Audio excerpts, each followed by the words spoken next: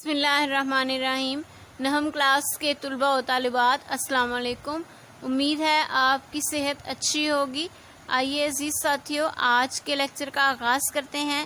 آج ہم میر تقی میر کی غزل کی مشق پڑھنے جا رہے ہیں۔ پچھلے لیکچر میں ہم نے میر تقی میر کی غزل کی تشریح پڑھی، مشکل الفاظ کے معنی دیکھے۔ میر تقی میر کی غزل ہستی اپنی حباب کی سی ہے، یہ نمائش سراب کی سی ہے۔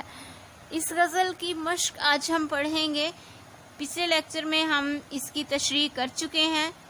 اردو کتاب صفحہ نمبر 126 پر ہم اس کی مشق پڑھیں گے۔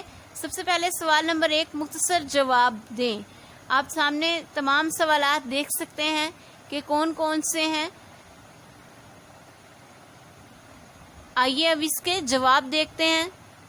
جی پیارے ساتھیوں، مشق کا پہلا سوال یہ تھا کہ اس غزل میں ردیف کون سے الفاظ ہیں، یعنی ردیف کے طور پر کون سے الفاظ استعمال ہوئے ہیں۔ پہلے میں یہ بتا دوں کہ ردیف کیا ہے۔ ردیف کا مطلب ہے پیچھے یا بعد میں آنے والا، یعنی قافیہ کے بعد آنے والا لفظ ردیف کہلاتا ہے۔ ردیف کی تعریف ہم پہلے بھی کئی دفعہ پڑھ چکے ہیں۔ اس غزل میں ردیف کی سی استعمال ہوا ہے۔ اس کے بعد دوسرا سوال، اس غزل میں استعمال ہونے والے کوئی سے 4 قافیوں کی نشاندہی کریں۔ قافیہ سے مراد ہم آواز الفاظ، یعنی ایسے الفاظ جن کی آوازیں آپس میں ملتی ہوں۔ حباب، شراب، اضطراب، گلاب۔ اس کے بعد دوسرے شعر میں ہونٹوں کو کس سے تشبیہ دی گئی؟ شاعر نے دوسرے شعر میں ہونٹوں کو گلاب کی پنکھڑی سے تشبیہ دی۔ چوتھے سوال میں پوچھا گیا ہے کہ میر نے نیم باز آنکھوں کی مستی کو کیا قرار دیا؟ میر تقی میر نے اپنی غزل میں نیم باز آنکھوں کی مستی کو شراب کی مستی قرار دیا۔ اس کے بعد 5واں سوال، شاعر اضطراب کی حالت میں کیا کرتا ہے؟ شاعر بار بار محبوب کی چوکھٹ پر جاتا ہے۔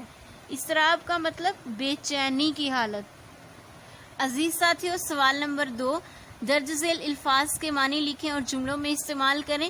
پچھلے لیکچر میں ہم نے تمام الفاظ کے معنی تفصیل سے پڑھ لیے ہیں۔ آپ اس لیکچر کو دیکھ کر اس سوال کو بآسانی حل کر سکتے ہیں اور جملوں میں استعمال طلباء و طالبات خود سے کریں گے۔ سوال نمبر 3 میں کالم الف کو ہم بے سے ملائیں گے۔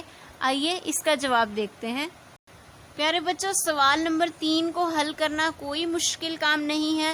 اگر آپ غزل کو پڑھیں گے تو آپ کو ان کالم کو ملانا بہت آسان ہوگا۔ بہتر یہ ہوگا کہ آپ خود سے اس کالم کو ملائیں، اور اگر آپ کو کوئی مشکل پیش آتی ہے تو یہ سامنے آپ جواب دیکھ سکتے ہیں۔ ہستی حباب سے ملایا گیا، نمائش سراب۔ اس طرح آگے یہ الفاظ کالم الف کے کالم بے سے ملائے گئے ہیں۔ اس کے بعد سوال نمبر 4 درج ذیل مرکبات مرکب کی کون سی قسم ہے؟ چشمے دل، اس کے لب، آتش غم، اس کا در۔ عزیز ساتھیوں، یہ مرکب اضافی کی اقسام ہے۔ سوال نمبر 5 میں اس غزل کے مطلع اور مقطع کی نشاندہی کریں۔ عزیز ساتھیوں، مطلع سے مراد طلوع ہونے کی جگہ۔ کسی بھی غزل کے پہلے شعر کو مطلع کہا جاتا ہے، اور مقطع کا مطلب آخری شعر، یعنی کسی غزل یا قصیدے کا آخری شعر جس میں شاعر اپنا تخلص بھی استعمال کرتا ہے، وہ مقطع کہلاتا ہے۔ کسی غزل یا قصیدے یا کسی بھی نظم کا آخری شعر مقطع کہلاتا ہے۔ اس شعر میں شاعر کا تخلص استعمال کرنا لازم ہے، تو پھر وہ مقطع کہلائے گا۔ اس کے بعد سوال نمبر 6 میں مذکر اور مؤنث الفاظ الگ الگ کریں۔ جی پیارے بچوں، مذکر الفاظ یہ آپ سامنے دیکھ سکتے ہیں، حباب، سراب، لب، کباب، اور مؤنث الفاظ میں ہستی، نمائش، بو، مستی اور شراب یہ مؤنث الفاظ کہلائیں گے۔ اس کے بعد سوال نمبر 7 میں اعراب لگا کر ہم نے تلفظ واضح کرنا ہے۔ آئیے اعراب لگانے کے بعد ان الفاظ کا تلفظ دیکھتے ہیں۔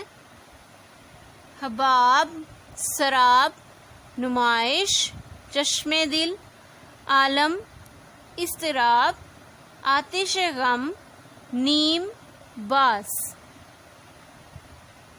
اس کے بعد اس مشق کا آخری سوال، سوال نمبر 8 ہے۔ متن کے مطابق درست لفظ کے مدد آپ لیں گے اور مصرع مکمل کریں گے۔ آپ بآسانی ان مصرعوں کو مکمل کر سکتے ہیں، کچھ بھی مشکل نہیں ہے۔ غزل کو پڑھیے اور اس کو پڑھنے کے بعد آپ بآسانی وہ الفاظ نکال سکیں گے جو ان مصرعوں کو مکمل کرنے میں آپ کی مدد دیں گے، یعنی ان مصرعوں کو مکمل کر دیں گے۔ جی پیارے ساتھیو، آج کے اس لیکچر میں ہم نے میر تقی میر کی غزل کی مشق پڑھی اور اس کو تفصیل سے سمجھا۔ اس لیکچر میں ہم نے بہت سی اچھی باتیں سیکھیں۔ ان میں ایک اچھی بات یہ بھی تھی کہ ہم نے یہ سیکھا کہ مطلع اور مقطع کیا ہے۔ مطلع سے مراد طلوع ہونے کی جگہ، یعنی کسی غزل یا قصیدے کا پہلا شعر مطلع کہلاتا ہے، اور مقطع سے مراد آخری شعر، یعنی کسی غزل یا قصیدے کا آخری شعر جس میں شاعر اپنے تخلص کا لازماً استعمال کرے گا، وہ مقطع کہلائے گا۔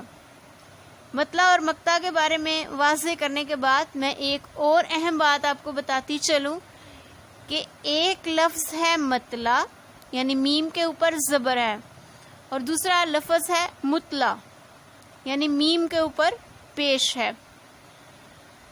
اس مشق میں ہم نے زبر والا پڑھا، یعنی مطلع۔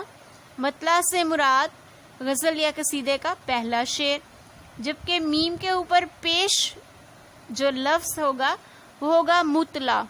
مطلع کا مطلب خبردار کرنا، آگاہ کرنا، یعنی کسی خبر سے کسی کو آگاہ کرنا، وہ مطلع کرنا کہلائے گا، جبکہ مطلع پہلا شعر ہوگا اور مطلع آگاہ کرنا، کوئی خبر دینا۔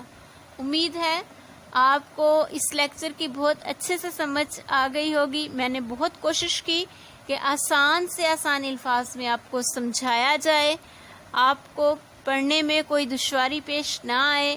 اچھے سے اس لیکچر کو دیکھیے، دوسرے بچوں سے سوالات کیجیے اس کے بارے میں، ان کو بھی سکھائیے، خود بھی سیکھیے۔ اپنا خیال رکھیے۔ شکریہ، اللہ حافظ۔